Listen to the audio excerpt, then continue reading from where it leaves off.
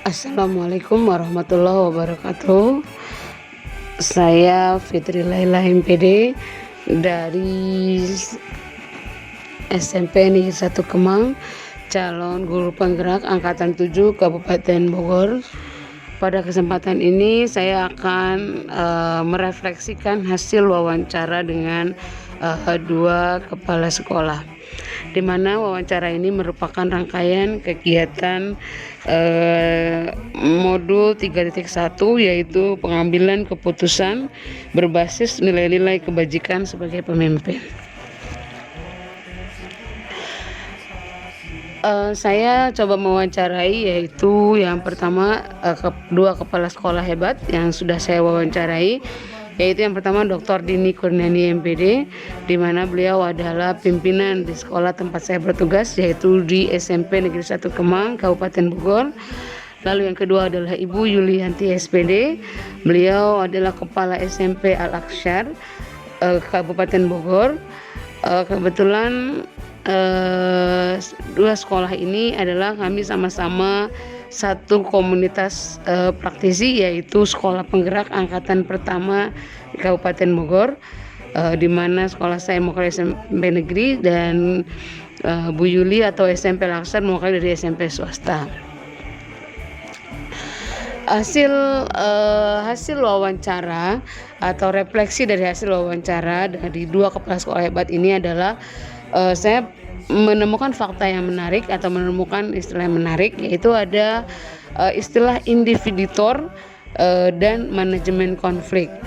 Nah, individutor mungkin ini adalah cenderung lebih mementingkan kepentingan pribadi ya. Jadi istilahnya ini memiliki kurang rasa pedulinya gitu. Nah, ini mungkin udah umum lah kalau untuk individutor. Cuma karena memang ini termasuk ternyata itu merupakan salah satu adalah yang sering terjadi pada dilema etika yang dihadapi oleh seorang pimpinan gitu. Lalu yang kedua adalah manajemen konflik. Nah, ini yang saya belum temukan materi ini atau kata ini pada modul 3.1, yaitu pengambilan keputusan berbasis nilai kebajikan sebagai pemimpin. Nah, itu makanya manajemen konflik ini saya jadikan pertanyaan ini mengganjal gitu ya. Saya jadikan pertanyaan ini mengganjal selama saya wawancara dari dua kepala sekolah hebat ini. Nah, jadi untuk 4 slide ke depan ini saya akan coba eksplor tentang manajemen konflik ini. Jadi coba saya cari informasi yang terkait dengan manajemen konflik tersebut. Yang pertama, konflik adalah ketidaksesuaian, perselisihan, pertentangan, atau adanya posisi yang berseberangan antara satu pihak dengan pihak lainnya, baik antar individu maupun antar kelompok. Nah, ini konflik ini pengertian konflik ini mungkin bisa atau sudah saya temukan pada modul ini, yaitu yang terdapat pada kasus-kasus yang sudah dihadirkan pada saat eksplorasi konsep atau modal diri. Jadi menurut saya ini connect banget gitu ya antara konflik dengan kasus-kasus atau modul yang sedang dipelajari. Lalu coba lagi saya eksplor, ternyata ada 4 macam konflik. Yang pertama ada konflik vertikal, yang kedua ada konflik horizontal, yang ketiga ada konflik lini dan staf, lalu ada konflik peranan. Nah, akan coba saya sampaikan satu demi satu ya yang terkait dengan manajemen macam-macam konflik ini. Yang pertama adalah konflik vertikal. Ya, ini adalah terjadi antara individu atau kelompok yang memiliki kedudukan yang berbeda dalam organisasi. Misalnya konflik yang terjadi antara bawahan dan atasan. Ini jadi vertikal gitu ya. Nah, ini umum terjadi. Lalu yang kedua adalah konflik horizontal. Ini adalah konflik terjadi antara individu atau kelompok yang memiliki kedudukan yang sama atau setingkat dalam organisasi. Misalnya, konflik yang terjadi antara karyawan atau antar departemen yang setingkat. Lalu ada lagi yang ketiga, konflik lini dan staf ya, lini staf gitu ya.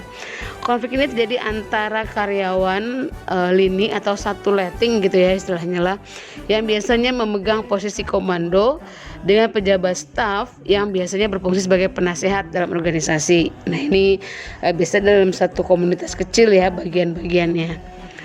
Lalu yang keempat adalah konflik peranan. Nah konflik ini terjadi karena seorang individu mengemban lebih dari satu peran yang saling bertentangan. Nah ini biasanya sering terjadi ya, atau kasus-kasus di bab yang sedang saya pelajarin juga terdapat ya tentang konflik peranan ini. Banyak kasus-kasus yang merupakan perwakilan dari konflik peranan. Jadi menurut saya pas sekali gitu ya kaitannya dengan materi ini gitu. Lalu berikutnya adalah sumber penyebab konflik. Sumber penyebab konflik yang pertama adalah perbedaan tujuan. Nah ini udah jelas ya. Jadi alangkah lebih baiknya organisasi yang baik itu adalah yang mampu menetapkan tujuan dengan tepat, sehingga setiap anggota organisasi akan mengetahui kemana arah organisasi tersebut. Nah, namun kenyataannya kadang sering terjadi perbedaan antara individu maupun kelompok dalam menafsirkan tujuan organisasi menjadi tujuan bagian departemen atau bagian dari organisasi tersebut gitu, sehingga seolah-olah atau masing-masing bagian mempunyai tujuan berbeda-beda. Nah, jika tidak digariskan dengan baik, maka akan menimbulkan konflik baik antar individu maupun antar kelompok. Nah, jadi ini merupakan salah satu penyebab konflik, yaitu perbedaan tujuan. Lalu sumber penyebab konflik yang kedua adalah kelangkaan sumber daya, di mana organisasi tidaklah dibangun dengan sumber daya yang tidak terbatas atau unlimited. Organisasi justru terbentuk dengan segala keterbatasan ataupun kelangkaan yang dimiliki, yang kemudian dikelola dengan baik dan dialokasikan sesuai dengan kebutuhannya. Nah, dalam pengalokasian sumber daya tersebut terkadang tidak sama atau ada prioritas dalam penggunaannya, sehingga satu bagian mungkin menerima lebih sedikit dari bagian lain atau menerima pada waktu yang lebih lama dibandingkan dengan bagian lain. Nah, perbedaan jumlah waktu ataupun alokasi yang diakibatkan oleh kelangkaan ini dapat mengakibatkan timbulnya konflik juga. Ya. Lalu yang ketiga, penyebab ketiga adalah saling ketergantungan dalam menjalankan pekerjaan. Nah, dalam suatu organisasi wajar apabila banyak yang saling terlibat ataupun berhubungan. Hal ini dapat menjadikan saling ketergantungan antara satu pihak terhadap pihak lain. Nah, kondisi seperti ini juga dapat menimbulkan konflik jika salah satu pihak tidak mampu menyelesaikan tugasnya tepat waktu. Nah, ini jadi saling andal-andalan gitu ya. Lalu yang ketiga, penyebab yang berikutnya adalah perbedaan dalam sikap dan perilaku. Perbedaan sikap berkaitan dengan bagaimana individu atau kelompok bertindak untuk mencapai tujuan yang telah ditetapkan. Nah, perbedaan antara sikap dan perilaku, hati-hati atau terburu-buru akan menimbulkan konsekuensi yang berbeda dalam pencapaian suatu tujuan. Nah, masih banyak lagi penyebab-penyebab lain yang menyebabkan terjadinya sebuah konflik ya, atau yang menjadi penyebabnya suatu konflik.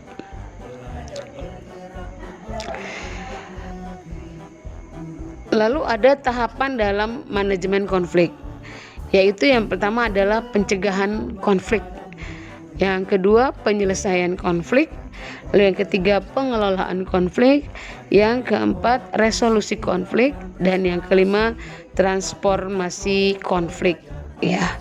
Nah, ini adalah tahapan dalam manajemen konflik ya, di mana tahapan-tahapan ini coba saya kutip dari beberapa sumber. Yang pertama adalah pencegahan konflik. Tahapan ini adalah tahapan yang dilakukan dalam menata konflik sebelum terjadinya perselisihan atau ketidaksetujuan suatu pihak atas pihak lainnya. Tujuannya adalah untuk mencegah munculnya konflik yang keras antara satu pihak dengan lainnya. Itu yang pencegahan konflik. Tahapannya. Lalu yang kedua, penyelesaian konflik. Tahapan ini adalah tahapan yang dilakukan dalam menata konflik ketika pertentangan dan perselisihan telah terjadi. Tujuannya adalah untuk mengakhiri perselisihan, ketidaksetujuan, atau perilaku kekerasan melalui suatu persetujuan, persamaan pendapat, atau persetujuan untuk mengakhiri suatu kekerasan atau upaya untuk menciptakan perdamaian. Ini pokoknya berbagai upaya untuk menyelesaikan konflik ya. Lalu yang ketiga adalah pengelolaan konflik. Tahapan ini adalah tahapan yang dilakukan dalam menata konflik pada saat perselisihan atau pertentangan sulit untuk didamaikan. Nah, tujuannya untuk membatasi meluasnya pertentangan serta menghindari penggunaan kekerasan dengan mendorong para pihak untuk berperilaku positif terhadap pihak lain. Lalu yang keempat adalah resolusi konflik. Nah, ini resolusi konflik ini merupakan tahap-tahap dalam penyelesaian suatu pengambilan keputusan ya, yang 9 pengambilan keputusan sesuai dengan modul 3.1 ini, yaitu pengambilan keputusan berbasis nilai kebajikan sebagai pemimpin. Di mana tahap ini adalah tahapan yang dilakukan dalam menata konflik melalui upaya pencarian dan penanganan penyebab utama dari konflik yang terjadi. Tujuannya adalah guna membangun hubungan baru antar individu atau kelompok yang bertentangan, sehingga tercipta hubungan yang harmonis dan berkelanjutan antar pihak yang awalnya berseberangan.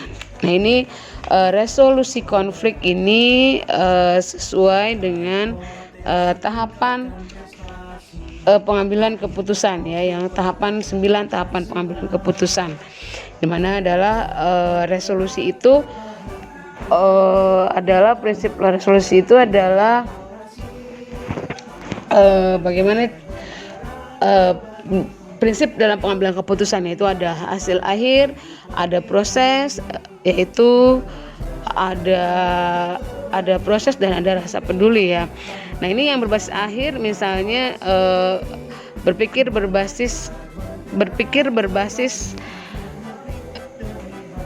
akhir, yaitu end based thinking, lalu berpikir berbasis peraturan, rule based thinking, lalu berpikir berbasis rasa peduli, care based thinking. Ini merupakan adalah resolusi atau prinsip dalam pengambilan keputusan. Ini juga cocok dengan resolusi konflik di sini, yaitu tahapan dilakukan dalam menata konflik ya. Nah, ini mencari penyebabnya, atau juga bisa juga diuji ya uji benar salahnya gitu, pengujian benar salah, benar-benar, itu juga sama di sini. Lalu transformasi konflik. Tahapan ini adalah tahapan dilakukan dalam menata konflik melalui perubahan-perubahan atas kekuatan-kekuatan yang ada di tiap-tiap kelompok. Tujuannya adalah untuk mengatasi sumber konflik baik sosial maupun politik yang lebih luas dengan mengubah kekuatan negatif menjadi kekuatan positif. Nah, itu adalah tahapan manajemen konflik.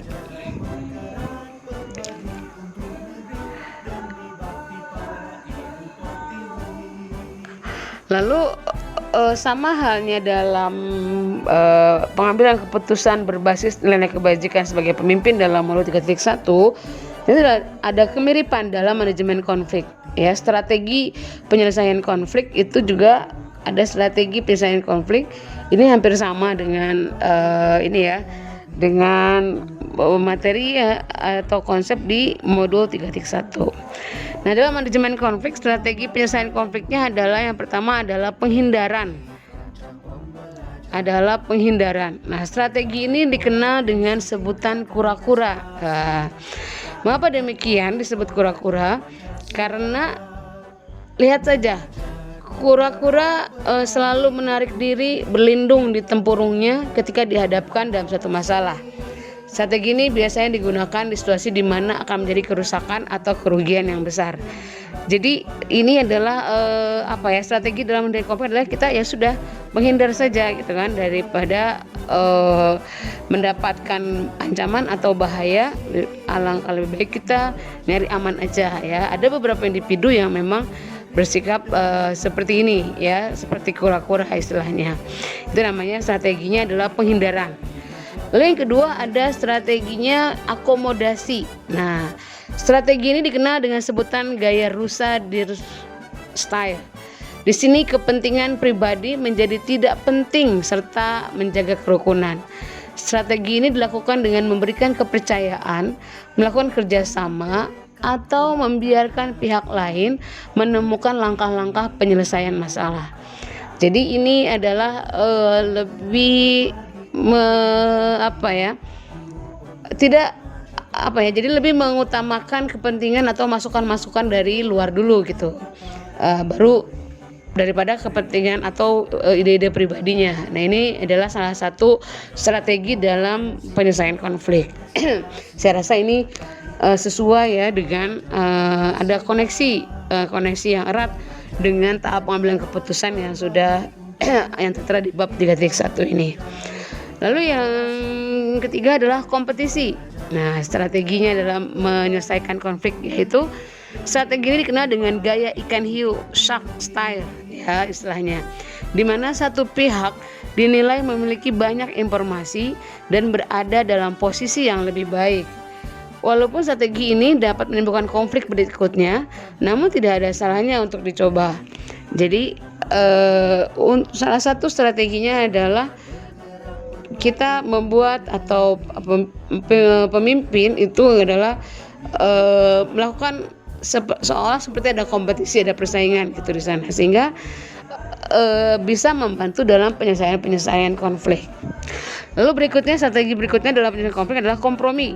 Nah, ini strategi ini dikenal dengan gaya rubah Fox style. Ya, strategi ini dilakukan dengan saling memberi dan menerima atau memberi dan menawarkan. Nah, solusi konflik secara bersamaan dan menguntungkan bagi semua pihak. Jadi ini lebih bersifat kompromi gitu ya. Jadi hasil musyawarah atau hasil keputusan bersama. Nah, itu adalah strategi dalam menyelesaikan konflik ya.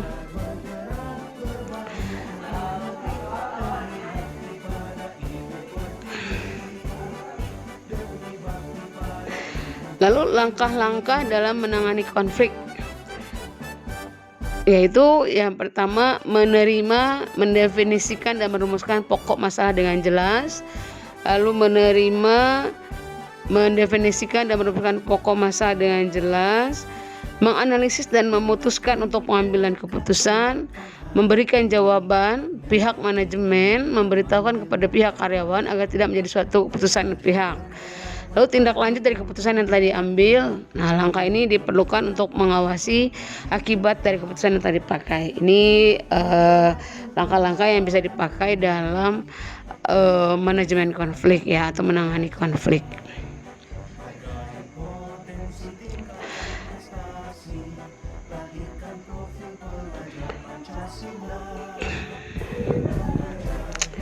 Nah, dari hasil wawancara dengan dua kepala sekolah hebat ini, saya menemukan dua persamaan dalam bagaimana beliau-beliau ini dalam mengambil keputusan yang berbasis nilai-nilai kebajikan sebagai seorang pemimpin. Di mana persamaannya adalah kedua-duanya memegang teguh atau memperhatikan SOP yang sudah disepakati bersama. Jadi jika ada kasus atau ada permasalahan, mereka sama-sama berkiblatnya ke SOP. Lalu yang kedua, berbasis data dalam mengidentifikasi kasus. Jadi dua-duanya ini, kepala sekolah hebat ini adalah tidak mudah atau tidak langsung percaya atas informasi yang diterima, baik dari manapun gitu ya. Jadi tapi adalah berbasis data. Nah, untuk menyamakan data atau memvalidkan data yang sudah diterima, para pemimpin hebat ini melibatkan pihak terkait ya, tergantung kasusnya yang melibatkan pihak mana saja. Nah, pihak-pihak itu dilibatkan untuk berdiskusi atau mencari solusinya seperti itu. Lalu kedua-duanya juga melakukan coaching. Jadi jika sudah diidentifikasi, sudah ditemukan, lalu para pemimpin melakukan coaching terhadap pihak yang terkait. Nah, ini juga sesuai ya dengan langkah-langkah atau prosedur yang terdapat pada Mulu 3.1. Jadi memang beliau-beliau ini kepala sekolah yang sudah mumpuni atau sudah memahami prinsip atau pengambilan keputusan berbasis nilai kebajikan sebagai seorang pemimpin dan layak sebagai seorang pemimpin. Lalu perbedaannya, nih saya akan coba uraikan satu demi satu ya. Yang pertama, kepala sekolah yang pertama, di mana kepala sekolah yang pertama ini adalah lebih mencari solusi untuk kepentingan bersama gitu. Jadi win-win solution itu yang ini. Lalu melibatkan pihak yang lebih luas. Melibatkan pihak yang lebih luas itu artinya bukan hanya ada dalam lingkungan sekolah saja, tapi melibatkan dari luar sekolah, misalnya Pak RT, Pak RW, dan Pak Lurah, bahkan mungkin dinas-dinas terkait. Itu kalau bahasa yang pertama, jadi sudah melibatkan pihak luar ya, lebih luas lagi. Lalu jika terjadi konflik, nah ini konflik itu diklasifikasikan kategorinya mudah, ringan, atau sedang, atau terbalik gitu ya. Nah nanti jadi berdasarkan klasifikasi itulah akan diketahui seperti apa treatmentnya dalam menyelesaikan konflik tersebut. Lalu kepala sekolah yang pertama ini adalah untuk rentang waktunya lebih cenderung tidak terjadwal untuk menyelesaikan konflik. Jadi kalau memang saat itu diselesaikan gitu ya, lebih cenderung tidak terjadwal, walaupun mungkin memang ada beberapa kasus atau beberapa permasalahan, beberapa konflik yang diselesaikan secara terjadwal. Lalu dari hasil percakapan saya dengan kepala sekolah satu ini adalah beliau sedikit tegas gitu ya. Jadi kalau saya amati atau saya analisis, beliau ini berpikirnya prinsip pengambilan keputusannya adalah berpikir berbasis peraturan atau rule based thinking ya, dimana beliau mengutip kita tidak boleh toleransi terus. Jadi emang terkadang beberapa peraturan itu harus dipaksa gitu. Nah jadi memang lebih cenderung ke berpikirnya berbasis peraturan ini ya untuk kepala sekolah yang pertama. Lalu kepala sekolah yang kedua, nah ini berfokus pada hasil akhir ya, atau juga berpikirnya prinsip pengambilan keputusan adalah berpikir berbasis hasil akhir, and based thinking ini. Lalu beliau melibatkan pihak yang terkait. Jadi dari hasil wawancara saya ini sepertinya kepala sekolah ini lebih utama dulu untuk atau lebih sering selama ini adalah melibatkan pihak-pihak dalam sekolah terlebih dahulu gitu. Belum ada permasalahan atau konflik yang harus melibatkan pihak luar sepertinya gitu. Sehingga jadi saat ini masih sampai di sana. Lalu berikutnya adalah rentang waktu untuk menyelesaikan konflik. Kepala sekolah ini lebih cenderung terjadwal. Jadi beliau ini nyaris tidak menyelesaikan masalah secara insidental gitu. Artinya tetap terjadwal. Kalaupun memang ada kasus saat itu, pasti beliau akan memberikan jeda waktu dari kejadian tersebut sehingga dijadwalkan. Mungkin besoknya, atau mungkin misal kejadiannya pagi, mungkin nanti siang atau nanti sore gitu. Jadi tidak ada yang belum pernah lebih cenderung terjadwal gitu. Lalu berikutnya adalah berdasarkan hasil wawancara saya dengan beliau, dengan KSK yang kedua ini adalah beliau ini banyak nggak enaknya orangnya gitu ya, banyak nggak enaknya. Lalu memikirkan bagaimana image orang gitu kan, bagaimana penilaian bawahannya gitu. Makanya beliau cara berpikirnya masih tarik ulur gitu ya. Jadi peraturan tetap peraturan sesuai dengan SOP tadi sama kan ya, dua-duanya juga berbasis SOP, tapi mungkin lebih tenggang rasa gitu ya, tenggang rasa. Jadi saya bisa ambil kesimpulan bahwa kepala sekolah yang kedua ini adalah prinsip pengambilan keputusannya adalah berpikir berbasis peduli atau care based thinking. Itu hasil analisis saya, hasil praksis saya.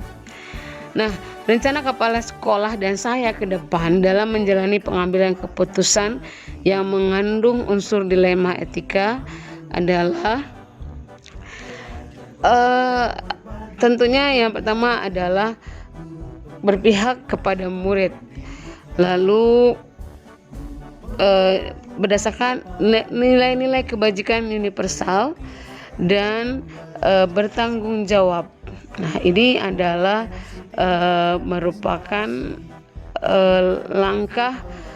langkah yang merupakan dasar kepala sekolah yang saya wawancarai, dan saya